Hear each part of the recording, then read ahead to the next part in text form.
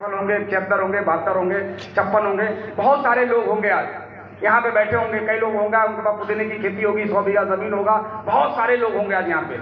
लेकिन थोड़ा दोस्त आज हम अलग हट के बात करेंगे, और आप जो होंगे उसमें से हम भी कुछ हैं।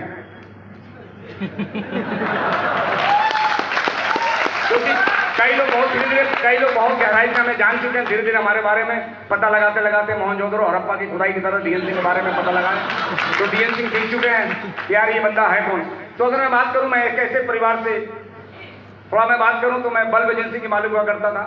मैं बल्ब का सीएनएफ था, दो बल्ब कंपनी का सीएनएफ एजेंट था, यानी हमारा पूरे यूपी में सप्लाई थी, आपके गोरखपुर में भी हमारे डिस्ट्रीब्यूटर थे। यहाँ पे मेरा अच्छा खासा काम चल रहा था, लेकिन बल्ब ने हमें, बल्ब का काम क्यों हमने समझ में आया। अगर उससे पहले की अगर मैं बात करूं, तो मैं एक ऐसे गरीब परिवार से हुआ करता था जहां पे फाइनेंशियल स्थिति हमारी बहुत कमजोर थी। हमारे घर में पैसे नहीं थे, परिवार के अंदर पैसा नहीं था, और पैसा हमें तड़पाता बहुत था, पैसा हमें रुलाता था, और पैसे की न होने की वजह से कई बार बेइज्जती महसूस होता था, कई बार पिताजी को भी इंसल्ट होता था, क्योंकि हम लोग किराए के घर में रहते थे। हेलो, किराए के घर में रहते थे।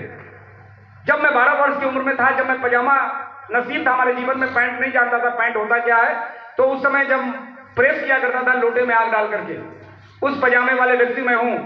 12 साल की उम्र में मुझे समझ में आया, और उस समय मैं जलेबी खाने को तरसता था। मेरी कभी कभी इच्छा रहती थी कि मैं भरपेट जलेबी खा सकूं, क्योंकि 1 घंटा रोने के बाद जब 10 पैसा मिलता था, मुझे लगता था कि यार कभी मेरे जीवन में पैसा नसीब होगा, और मेरे जीवन में पैसा नसीब नहीं था। फ्रेंड, उसी समय मैंने डिसीजन लिया कि मैं काम करूंगा, और कक्षा 7-8 में था, उसी समय पढ़ाई के दौरान मैं काम करने लगा। फुटपाथ पर मैंने चप्पलें बेची, मैंने चश्मे बेचे, मैंने स्टिकर बेचे, छोटे छोटे बहुत सारे काम किए। धीरे धीरे काम किए, अकल आई, क्योंकि काम करने से बुद्धि भी बढ़ती है। बॉर्नवीटा हॉर्लिक्स से अगर बच्चे की बुद्धि बढ़ती तो हर बच्चे आज ओलंपिक में मेडल लेके आता। काम करने लगे, काम करते करते स्थिति हमारी बदली, धीरे धीरे उम्र भी बढ़ा, पढ़ाई भी करता रहा, धीरे धीरे पढ़ते पढ़ते इस तरह काम भी करता गया, सेल्समैन करता गया। मैंने उस समय बल्ब का काम चुना, क्यों दुनिया में एक बात का हमेशा ध्यान रखना है, अगर आप गरीब बने रहना है 2 हाथ से काम करवाओ, और अमीर बनना है तो हजारों हाथ काम करने चाहिए। फ्रेंड, उस समय फिर हमने बल्ब का सेल्समैनी करना चालू कर दिया। मुझे पता चला उत्तर प्रदेश में बिजली के कनेक्शन गांव गांव बांटे जा रहे हैं। मेरे दिमाग में आया कि यार जिस दिन बिजली के गांव गांव में बिजली पहुंच जाएगी, लोग चोरी से बिजली जलाएंगे, लेकिन बल्ब खरीद के। हेलो, और मैंने बल्ब का सेल्समैन बना, सेल्समैन से मैं बल्ब का डीलर बना, डीलर से मैं बल्ब का डिस्ट्रीब्यूटर बना, डिस्ट्रीब्यूटर से मैं बल्ब का सीएनएफ बन गया, सीएनएफ बन के इस प्रकार एक इंसान जो आदमी किराए के घर में रहता था, आलीशान घर में रहने लगा। 1993 आते आते हमारी स्थिति बदल गई, मैं करोड़पति बन गया। हेलो, लेकिन आज आपके मैं बीच में इसलिए मौजूद नहीं हूं कि मैं अच्छा व्यापारी हुआ करता था। आज आपके बीच में मैं इसलिए मौजूद हूं कि एक ईमानदार, एक ऐसे सिस्टम जो भारत को आर्थिक आजादी दिलाना चाहता है, ऐसे सिस्टम का ईमानदार एसोसिएट हूं। और फ्रेंड, धीरे धीरे हमारी स्थिति बिगड़ती फिर चली गई, क्योंकि समय समय पे, क्योंकि मैं बताऊं, अमीर बनने के लिए कोई अलग फार्मूला नहीं था। एक लाइन में मैं बता दूं, अमीर बनने के लिए आपको परिवर्तन का सहारा लेना पड़ता है। परिवर्तन का सहारा, जो आदमी परिवर्तन का सहारा लिया, जिसने बदलाव को समझा, वो अमीर। अगर मैं बल्ब का काम नहीं समझ पाता, क्योंकि उस समय लालटेन बिक रहे थे, अगर मैं बल्ब बेचता रहता तो शायद मेरी जिंदगी नरक में होती। लेकिन मैंने अवसर को पहचाना, और मैंने तुरंत कारोबार बदले और करोड़पति बन गया। बहुत ही कम समय लगा। 1993, 94, 95, सन 2006 आते आते बल्ब बिकना बंद हुआ, सीएफएल आ गया, बाद में लीडी आ गई, मेरा व्यापार कमजोर हुआ, खर्चे हमारे बढ़ चुके थे, इनकम हमारी घटी, तो मैं डिप्रेशन में आ गया।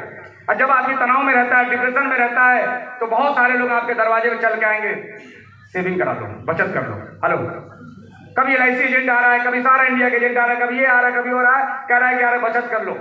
हम कह रहे हैं यार अभी तो कमाई है नहीं, बचत कहां से कर ले, तो कहता है इसमें एजेंट बन जाओ। हेलो, क्या बन जाओ जी? एजेंट बन जाओ। ऐसे बहुत सारे लोग हमारे पास, बहुत दोस्त यार एजेंट बनाने के लिए आते थे, लेकिन जब मैं नीचे से ऊपर तक उसको मैं देखता था कि जो आदमी 20 साल से काम करके अपनी बाइक नहीं बदल सका, उस काम को करके लाइफ नहीं बदला जा सकता। और इस प्रकार कई लोग हमारे पास आए, कई इंश्योरेंस वाले आए, कई लोग आए, हमने लेकिन काम को नजरअंदाज किया, क्योंकि आदमी दूसरा काम तभी करता है जब पहले काम से अच्छा हो। हेलो हेलो, दूसरा काम जीवन में तभी करेगा जब पहले काम से अच्छा हो।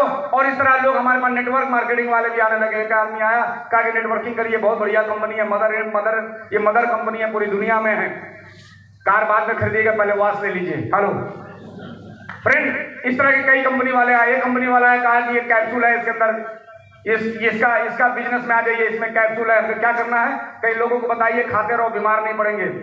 मैंने सोचा यार ये भारत देश है, 1 रुपए का आदमी तो हाजमोला बिना कारण के खाता नहीं है, कैप्सूल कौन खाएगा।